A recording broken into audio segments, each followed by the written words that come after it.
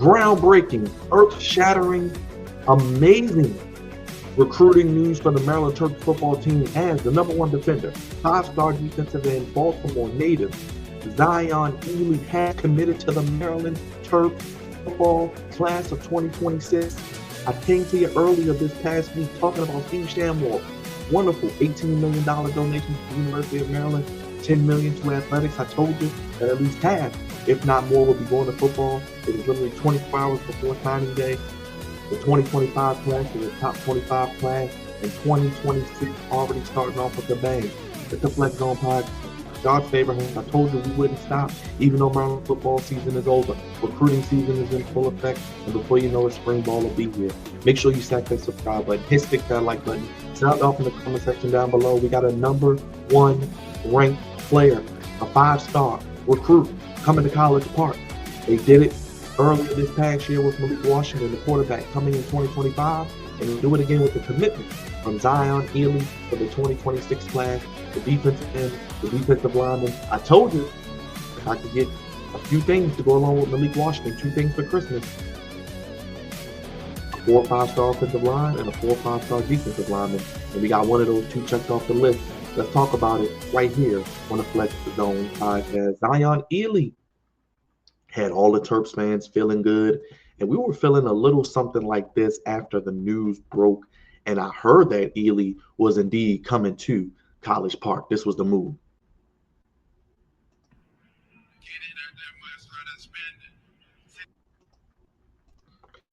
That's how we felt. We were excited. We were elated. We were over the moon.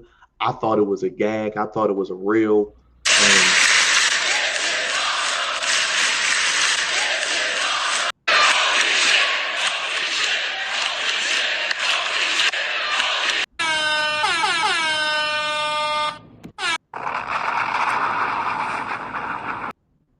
Let's get to the story.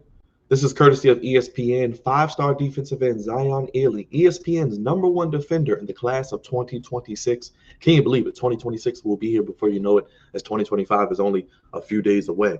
He's committed to Maryland. A source confirmed on Saturday afternoon. Elee, a 6'4", 220-pound pass rusher from Baltimore, is the #8 overall prospect in the ESPN 300 rankings, and he took unofficial visits to Penn State, Florida, Miami, Texas A&M this fall and picked the Terps over Oregon, Alabama, and Penn State. Of course, Oregon and Penn State in the Big Ten, and Alabama, the national powerhouse in the SEC. Elee is a junior, so he has 1 more year of high school football, but he has now become the highest ranked football recruit in Maryland. This is when recruiting started to be tracked back in 2006. Passing Stefon Diggs, who was number 13 in class of 2012. Elee is the 4th member of Maryland's 2026 class and the first from within the ESPN Junior 300. So they got some guys, but the first within the ESPN 300. The number 22 class, Terps did sign for the 2025 cycle after a abysmal, terrible 4-8 season, 1-7 in the Big Ten Conference. Elee has elite length and technique, and one of the most polished defensive prospects in the 2026 class. He burst onto the recruiting scene just last year in 2023 when he had 64 tackles and 13 sacks as a sophomore at Joppatown in Maryland, the high school in the county of Maryland. Harford County. Elee transferred to Maryland St. Francis Academy, a national powerhouse, prior to his junior season, which started this fall. He narrowed his list down from Alabama, Georgia, Ohio State, Oregon, and Penn State in August, but took campus visits across the SEC, ACC, and Big Ten. His commitment to Maryland marks a major early win in the 2026 cycle and continued the program's run of recruiting momentum after the Terps signed 6 prospects in 2025, their highest count since 2021. And we see the tweet here from Mr. Elee. He says, "I'm home." He obviously can't sign yet because 2026 signing day will be this time next year, as we see it for 2025's. But he has a verbal commitment to Maryland, and you can see those NIL dollars early at work for the Terps football team. And you can see Elee tweeting that he's home, he's excited, he's happy about it, and he's ready to get to work for the 2026 class. As mentioned, ESPN has him at 6'4", Inside Maryland Sports 24/7 Recruiting has him at 6'3", so whatever. But He had 17 sacks this year at St. Francis. So we mentioned 64 tackles and 13 sacks as a sophomore in Joppatown. Obviously, the level of competition was not what it is at St. Francis. He goes up a level in competition, goes to a school in his first year, transfers, has an increase in sacks from 13 to 17, 4 more sacks.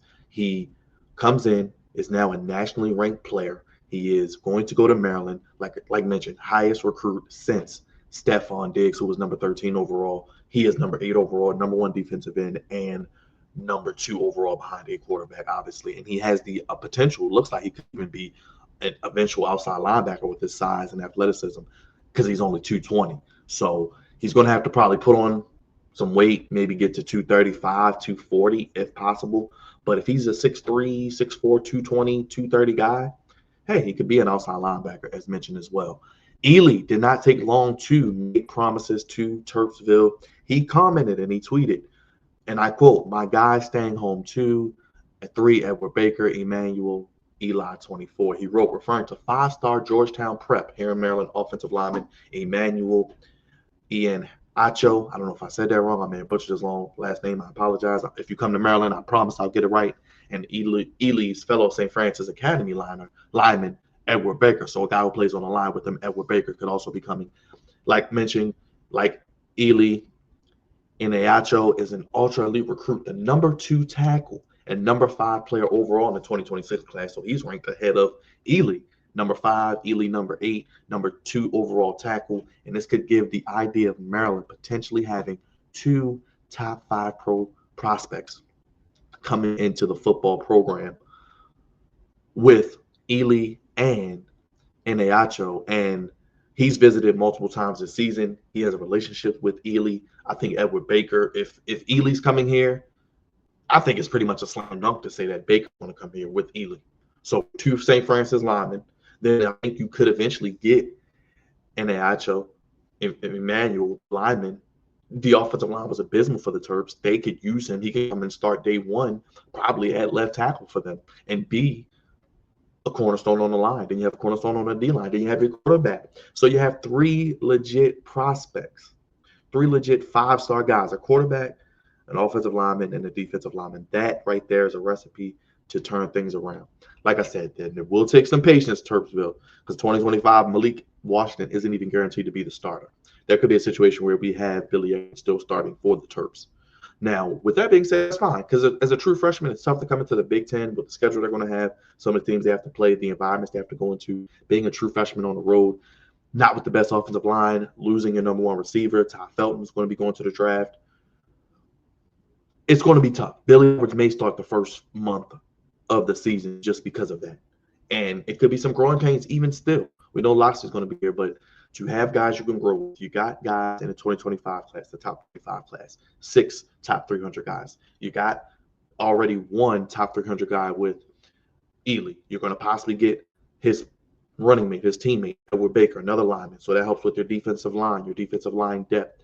Then you're going to potentially get a top 5 player, a top 2 tackle that can probably play a left tackle for you.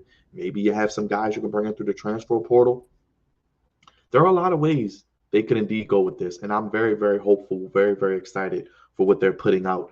Like I said, Locksley, his offensive play calling leaves a lot to be desired, but his ability to recruit, now having some NIL money, some money backing him, I'm intrigued to see.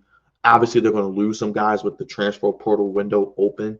I want to see who we can possibly bring in, because you're going to need to really continue to add to this team. You're going to need depth. You're going to need positional depth, positional versatility. You're going to need guys that you can run with and use for 2025. So 2026 is still 2 seasons away. Like I said, I'm looking at 2025 as maybe another, as presently constructed.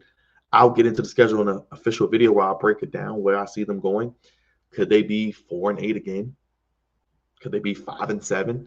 That is a realistic thing, but maybe in 2026, you got some more guys coming in, guys have more experience, guys that you bought in this year, 2025 and 2026 can start to culminate, gel together. They say they want to build something. They say they want to play together. You can start to do that. Then with that story, you could then eventually have maybe in 2026 a team ready to win 9, 10 games, really be possibly able to knock on that door of a college football playoff berth. Anything is possible. I'm not going to give up on this team. Like I said, I'm giving Locksley maybe through 2026. I think Locksley may have a grace period of 2 years. Next year, I'm not expecting a big improvement in wins, but I do want to see improvement at the offensive and defensive lines, the secondary, offensive play calling, maybe bringing in an offensive coordinator that can be used to help elevate your young quarterback, grow and with him, maybe somebody he's worked with the youth circuit at the high school level who's ready to come in, be a quarterback coach, be a passing game coordinator, be an offensive coordinator. At the college level, a young guy who's ascending to eventual being a head coach who could be here for 2 years and really help build his offense from the ground up with Locksley and with Washington. And hopefully, I would like to see them maybe, like I say, bring in a tackle, maybe get another receiver. That would be some things they're going to need to add to this team, skill players overall as well. But I gotta applaud Maryland football. Obviously, they didn't get it done on the field this season, but you gotta compete in recruiting, NIL, and transfer. I want to see them also knock it out of the park in the transfer portion. You got to sprinkle a couple dollars there. You're going to get more NIL dollars, I think, going into next year anyway, potentially with the exposure of having these guys on the team. Malik Washington is going to command money and exposure for other guys. So I'm really, really excited to see what they can do recruiting, because I think it is a process. When you recruit guys, sometimes it may take a year or two for them to really get going and really get into the swing of things and really, really get to mold what they're going to be in this program. And it's about the coaching as well, putting them in positions to be successful. But you got Malik Washington. Now you add Zion Elee to that list. You got these two cornerstone pieces. Hopefully you get his teammate. I think it's safe to say that I'm going to put Edward Baker as a turn. I think he comes here, they get him here, and then I think we work on Emmanuel and Ayacho, and we see if we can really get him in here. And I hope he does get in. The local guy as well. It'd be great for the team. Malik Washington is excited. He said he's going to be here for 2025, 2026, and beyond. He's excited. And Locksley getting a local guy. That is the first key to recruiting. And this has catapulted Maryland to number 13 in the 2026 composite rankings, behind Oregon, Penn State number 3. Oregon number 1, Penn State number 3. And they have other commits. St. Francis, tight end, Damon Hall. Could use another good weapon on offense. There you go. And cornerback, Kamari Bing. So there you go, a corner to help this secondary, which was getting torched last season, young, inexperienced, wasn't able to make plays. And a commitment from Florida, another defensive lineman, Brian Harris. So Brian Harris, Elee, Baker, you could have something on that D-line. You could have some young, hungry guys who are athletic, and you get after the quarterback to help set the edge against the run. And they made big strides, Locksley had, getting guys locally from St. Francis. They recruit guys from all over Florida, guys locally, the West Coast. They get all types of guys coming to St. Francis. And you have an opportunity to go to these D1 schools as well. And like I said, DeJon Williams was his teammate last year, 4-star, and Kevin Heens, another 4-star. So they're already coming for 2020. They came last year. So we're going to see who this team is going to be starting in 2025. I want to see strides, but I want to see, like I said, they may start the season terrible. They can have a good, strong second half. That would be great for them. Maybe win 3 out of the last 4 out of the last 5. We'll look at the schedule and break it all down coming up real soon. But the top 25 class in 2025, I think 2026 already. If you can get Elee, you get Eneahu, you could bring them Eneacho, possibly together. Wow, the things that could be done with those 2 top 5 guys alone. Getting Emmanuel, getting Zion Elee, 2 top 5 players alone in the class. You're number 13 right now. You get Baker, Elee's teammate. You could have 3 top 300 players right there, 2 top 5. You could have a top, dare I say, potentially top 10 class recruiting in 2026. We're on to something, Kirksville. Flex on family. Sound off down below in the comment section. Let me know your thoughts on Mr. Elee. Even if it's just an emoji, even if it's a thought of you think he's going to be great, you think he's going to be, I don't know, a flash in the pan. Is it going to equate anything? Does he just stay for a year and leave because Maryland can't play well? What do you think about Malik Washington? What do you think about these other top recruits for 2025 and 2026? Do you see the vision long term? Do you have the patience to wait to see what this team could be in about 2 years?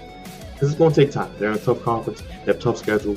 They're going to have some growing pains, I think, early next year. We don't know what this roster is going to look like with the transfer portal, but I think heading into 2026, they could really start to compete. Maybe could be a team that can knock on the door with double digits. But we'll see. Long way to go. A lot of work to be done. A lot of pieces still needed on this team. Offensive, defensive lines, receivers, secondary help, linebackers even. But hit that subscribe button. Stack it if you're new. And make sure you hit that like button. Leave us helps us on the YouTube algorithm where we want to be. Helps us become 5-star recruits like Mr. Elee and others. The Flex Zone Podcast, bringing you that Maryland Terps content, recruiting news, and much more. As always, we'll be breaking down the preview, the schedule of 2025 and know the opponents. We'll break that down, look at some more recruits, more recruiting news, transfer updates, things like that, and keep you updated with Maryland football. You're on the Flex Zone Podcast. Zion Elee, welcome to Terpsville. Glad you're staying home. We need more guys like you, and I'm expecting you to do big things down at College Park in 2026. Malik Washington, you up next. Let's see what you do in 2025. More content coming soon with Maryland football right here on the Flex Zone Podcast.